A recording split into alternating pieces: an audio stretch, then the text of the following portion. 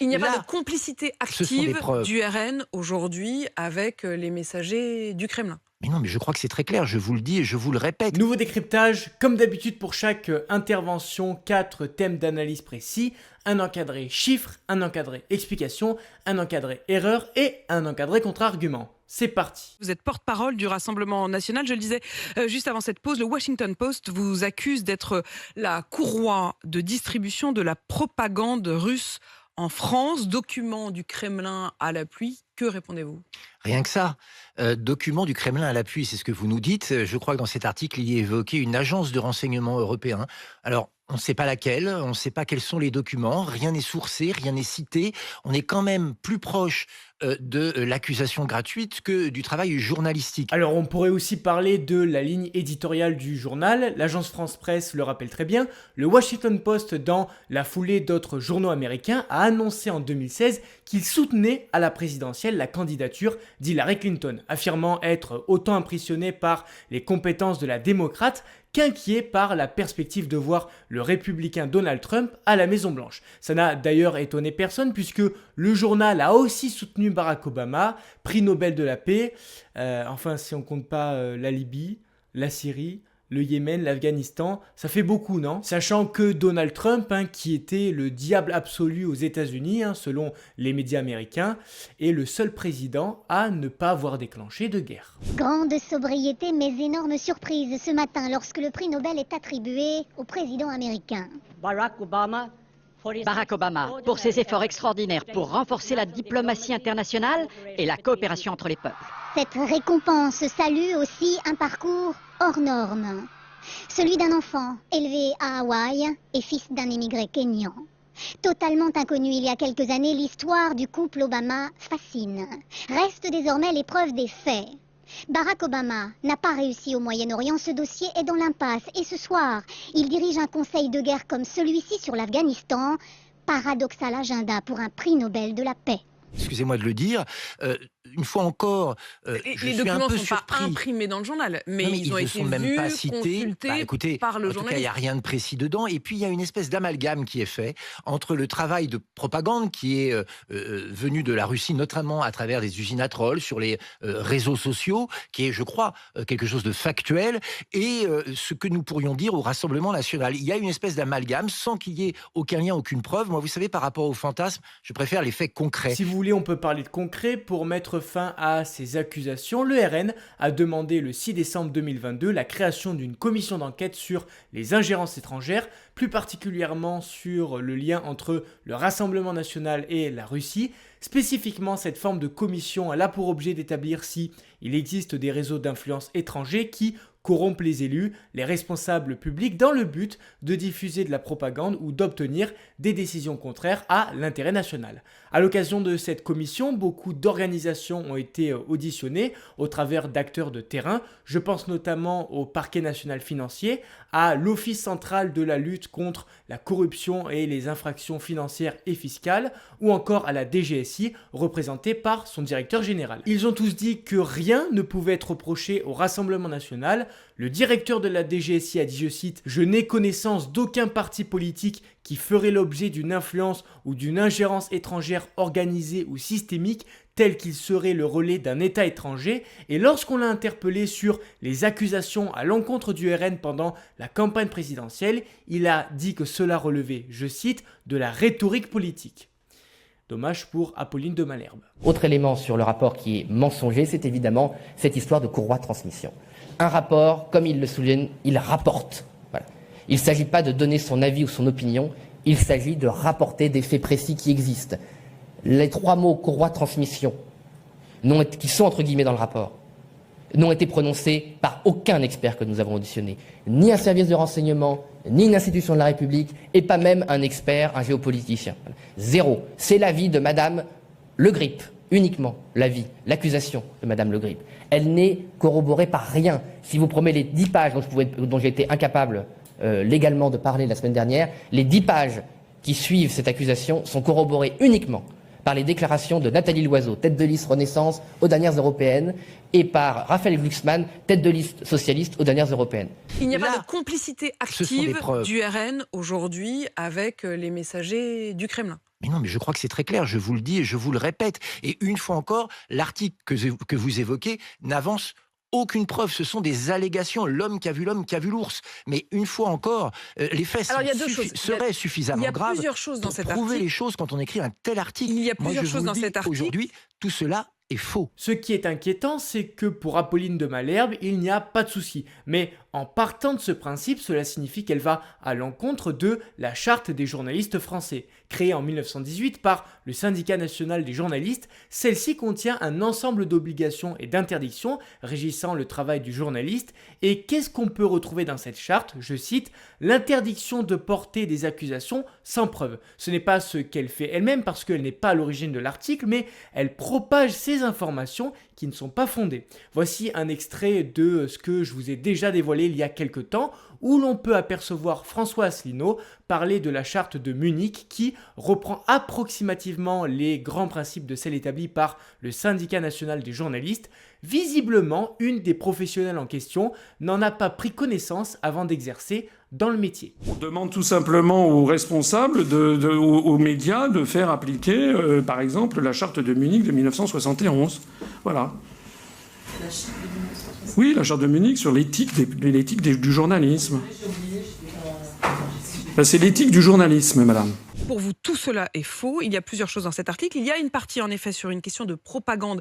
La Russie pourrait le faire presque à votre insu ou être votre allié sans que ce soit forcément actif. Mais disons qu'au minimum, elle souhaite éventuellement votre arrivée au pouvoir et elle fait en sorte que ça puisse arriver en utilisant, comme vous le dites, des usines à trolls. Non mais attendez, on n'a pas besoin de la Russie d'abord pour, je crois, convaincre les Français. On convainc les Français sur des thèmes qui ne touchent pas la Russie. On ne les convainc pas sur les événements extérieurs à notre territoire. On les convainc parce qu'il y a un vrai problème d'immigration et que nous avons des solutions, parce qu'il y a un vrai problème d'inflation et que nous avons des solutions, parce qu'il y a un problème d'insécurité, de déclassement de notre pays. Ça n'a rien à voir avec aucune puissance étrangère. Alors, quelles sont les principales préoccupations des Français? Selon un sondage de l'Institut Odoxa, le pouvoir d'achat demeure de très loin, 57%, la thématique la plus importante, devant la santé, 45%, ainsi que la sécurité et la lutte contre le terrorisme, 39% chacun. Même si tous les Français sont approximativement d'accord sur des questions qui ciblent des sujets spécifiques, par exemple au niveau de l'immigration, on pense d'abord à survivre par la nourriture, que survivre par l'expulsion des délinquants clandestins qui sont aussi menaçants pour la vie des personnes. Il y a des moments où ils me réclamaient, où ils me disaient qu'ils avaient faim. On a faim. Ouais. Ça, c'est le truc le pire. D'entendre son enfant dire « Maman, j'ai faim. On mange quoi ?» On mange ce qu'il y a. Hein. C'était ça la réponse. On mange ce qu'il y a. Seul, n'ayant pas les moyens seuls, on peut encore se restreindre, mais on ne peut pas demander à son enfant de se restreindre. Ça, c'est pas possible. C'est qu'un enfant. Et le plus dur, c'est de toujours devoir dire non à ses enfants. Comme cet après-midi, où son petit dernier a insisté pour venir voir les jeux vidéo. Elle est pas chère. Si, elle est chère. 39 €. Mais quand t'as pas d'argent, c'est cher. Hein. C'est cher, Matt. Bah, tu crois que c'est pas cher, mais c'est cher quand t'as pas les sous. Tout est cher quand tu n'as pas d'argent. C'est un peu trop facile et c'est là que je dis que c'est largement utilisé par le gouvernement aujourd'hui cet article pour essayer de dire oui effectivement nous on a tout raté, on n'a plus d'arguments, ce qu'on propose aux Français ne leur convient pas et amène la France dans le mur, alors on va attaquer de front notre adversaire politique. Et vous disiez c'est utilisé par le gouvernement. Le porte-parole du parti macroniste Renaissance a même été jusqu'à détourner les vœux de celle qu'ils appellent désormais Marine Poutine en la faisant passer pour une Russe. Je voudrais qu'on écoute ces vœux de Marine Le Pen diffusés par le parti d'Emmanuel Macron. Mes chers compatriotes, c'est avec le cœur en полном оптимизма я обращаюсь к вам с наилучшими пожеланиями в наступающем году. Новый год – это не только драгоценное время для... Ça, ce qu'on entend, c'est une fausse Marine Le Pen. C'est-à-dire l'image, c'est Marine Le Pen, la voix, c'est Marine Le Pen, mais c'est de l'intelligence artificielle. Et c'est Loïc Signor, qui est porte-parole du parti Renaissance, qui a détourné les vœux de Marine Le Pen en la faisant parler russe. Qu'est-ce que vous dites de cela? Quelle honte. Ces gens condamnent, et à juste titre d'ailleurs, l'utilisation des réseaux sociaux par des puissances étrangères, le fait qu'il y ait des fausses informations qui circulent, qu'il y ait des usines à trolls, et ils utilisent exactement les mêmes méthodes. C'est-à-dire qu'ils diffusent Il a de alerté, faux il a dit documents. que c'était l'intelligence Excusez-moi. artificielle. Encore heureux qu'il ait averti les internautes, sinon il était hors la loi, puisqu'il participe à la propagation de fausses informations. Autre chose d'ailleurs que j'aimerais préciser, puisque certains députés se sentent pousser des ailes, en France, la diffamation, c'est-à-dire affirmer un fait qui porte atteinte à l'honneur ou à la considération d'une personne, c'est un délit. La diffamation publique contre un élu local, un parlementaire, un policier, un gendarme ou un magistrat en raison de ses fonctions est punissable d'une amende de 45 000 €, selon le site servicepublic.fr. Vous comme moi, on sait très bien comment ça peut être perçu, on voit très bien le message qui est envoyé, ce sont des méthodes indignes, des méthodes de caniveau, à l'approche d'une campagne pour les européennes, dont ils ont le sentiment déjà qu'ils les ont perdues. Alors, ce qu'ils font, puisqu'ils n'ont pas d'argument que cette Union européenne, la manière dont ils la conçoivent en tout cas, n'est plus défendable aux yeux des Français, dans la mesure où le bilan d'Emmanuel Macron et de son équipe est catastrophique, alors ils attaquent le principal parti d'opposition en France, celui qui est donné largement en tête avec Jordan Bardella dans les sondages pour les européennes, avec des moyens qu'on n'avait pas vus depuis des décennies, d'une mauvaise foi, d'une violence et d'une indignité totale.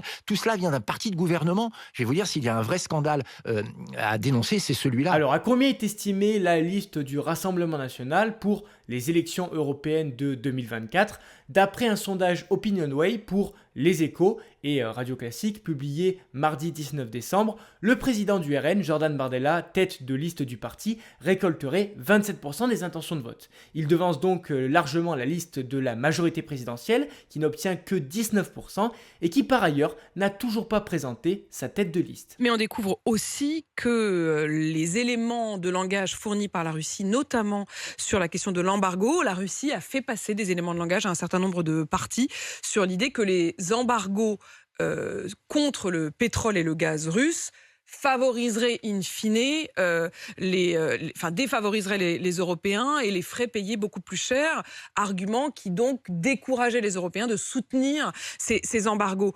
Vous avez tenu ce discours-là. Oui. Je vous propose une seconde de sortir des théories du complot et des arguments de mauvaise foi.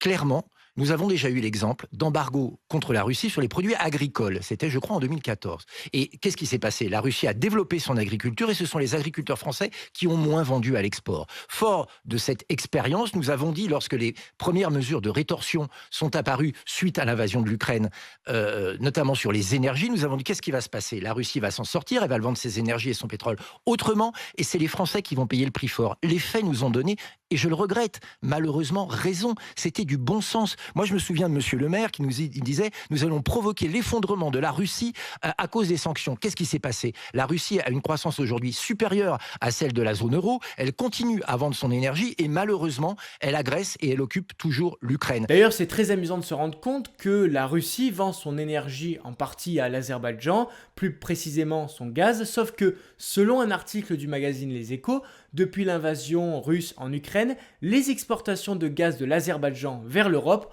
ont augmenté de 30%. Elle devrait doubler d'ici 2027. Chose aussi étonnante, la participation d'une entreprise russe dans le principal gisement gazier azerbaïdjanais qui ne semble pas déranger la Commission européenne. Pourtant, l'Azerbaïdjan a également violé, au même titre que la Russie, des lois internationales en attaquant l'Arménie.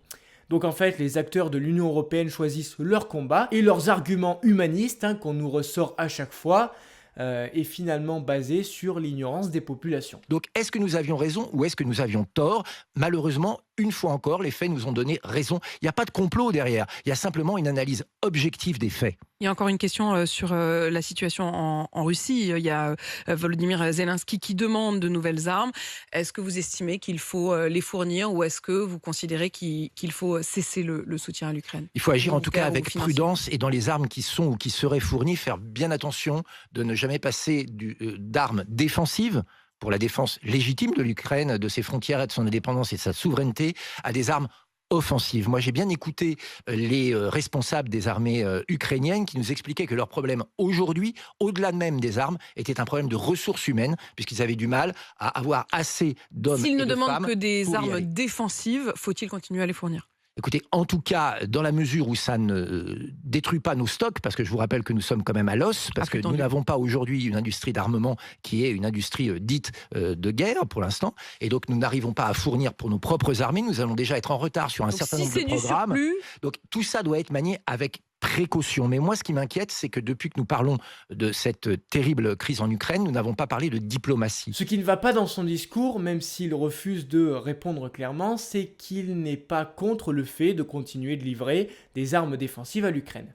La France, en tant que membre de la communauté internationale, s'efforce généralement de promouvoir la résolution pacifique des conflits par le dialogue et la négociation. Le problème, c'est qu'en fournissant des armes, la France est perçue comme prenant parti dans le conflit plutôt que jouant un rôle de médiateur neutre. Ce qui complique les pourparlers de paix en compromettant la confiance des parties impliquées dans la capacité de la France à agir de manière impartiale. Bien que la France puisse être animée par des motivations légitimes visant à soutenir un pays confronté à des menaces extérieures, la fourniture d'armes défensives à l'Ukraine peut compromettre les efforts diplomatiques en cours et augmenter les risques d'escalade. Et pourtant, on a un savoir-faire diplomatique. Je rappelle tout de même que la France dispose du 3e plus grand réseau diplomatique au monde, et contrairement d'ailleurs aux Anglais, on ne s'est pas soumis aux exigences américaines pour ce qui est du conflit en Irak. Dans ce temple des Nations Unies, nous sommes les gardiens d'un idéal. Nous sommes les gardiens d'une conscience. La lourde responsabilité et l'immense honneur qui sont les nôtres doivent nous conduire à donner la priorité au désarmement dans la paix. Et c'est un vieux pays, la France d'un vieux continent comme le mien, l'Europe, qui vous le dit aujourd'hui, qui a connu les guerres, l'occupation, la barbarie, un pays qui n'oublie pas et qui sait tout ce qu'il doit aux combattants de la liberté venus d'Amérique et d'ailleurs, et qui pourtant n'a cessé de se tenir debout face à l'histoire et devant les hommes. Fidèle à ses valeurs, il veut agir résolument avec tous les membres de la communauté internationale. Il croit en notre capacité à construire ensemble un monde meilleur. Mais tant que la Russie le refuse, je ne vois pas comment la diplomatie peut... Mais honnêtement, pour l'instant, ce qui a été tenté, et probablement avec beaucoup de bonne foi et beaucoup de bonne intention, ne fonctionne pas. On a une guerre qui s'enlise, et donc il va falloir à nouveau qu'on reparle de diplomatie. Si c'est Monsieur Lecornu qui sort du chapeau pour le prochain gouvernement, pour Matignon, lui qui est aujourd'hui le ministre de la Défense, le ministre des Armées, vous estimez que ça sera mieux qu'Elisabeth Borne ? Alors, pire qu'Elisabeth Borne, il va falloir se lever tôt, mais en tout cas, vous savez, le problème du film gouvernemental, c'est pas le casting, c'est le scénario. Le scénario d'Emmanuel Macron, c'est-à-dire la mondialisation, la désindustrialisation, l'immigration massive, le fait qu'on n'aide pas les classes moyennes et les classes les plus populaires, le matraquage fiscal. Si le scénario reste le même, vous pouvez mettre Monsieur X ou Madame Y, ça ne changera rien. Alors, qui sont les prétendants ? Qui est l'élu qui va pouvoir prendre sa place à Matignon au prochain remaniement ? Eh bien, ils sont plusieurs. Certains noms sont d'ailleurs étonnants. Il y a 4 grands favoris selon RTL, La Dépêche, le JDD, etc. Comme le rappelle Laurent Jacobelli, on a Sébastien Lecornu, actuel ministre des Armées. Ensuite, on a Bruno Le Maire, peut-être pour séduire l'électorat des Républicains. On a Gabriel Attal, dont le seul argument est de disposer de l'opinion favorable d'une partie des Français. Et enfin, on a Richard Ferrand qui, même en ayant perdu les élections législatives, garde un avantage conséquent puisqu'il est un des conseillers les plus proches d'Emmanuel Macron. En dehors de la question Matignon, il y a la question des ministres qui partent. Et à ce sujet, selon un article de La Dépêche, Gérald Darmanin convoiterait le ministère des Affaires étrangères, quittant ainsi celui du ministère de l'Intérieur, qui serait repris par le préfet de police de Paris. Et c'est pour ça, nous, que nous appelons à la dissolution de l'Assemblée nationale, pour qu'il y ait une nouvelle majorité qui émerge, et que nous disons vivement le 9 juin, pour que pour les élections de mi-mandat des élections européennes, on envoie un signe très fort à Emmanuel Macron. Les Français, Monsieur le Président, ne veulent plus de votre politique. Merci Laurent Jacobelli d'être venu répondre à mes questions ce matin sur RMC. Bref, c'est la fin de cette vidéo, j'espère qu'elle vous aura plu. N'hésitez pas à la liker et à vous abonner, surtout n'oubliez pas, partagez pour faire changer les choses.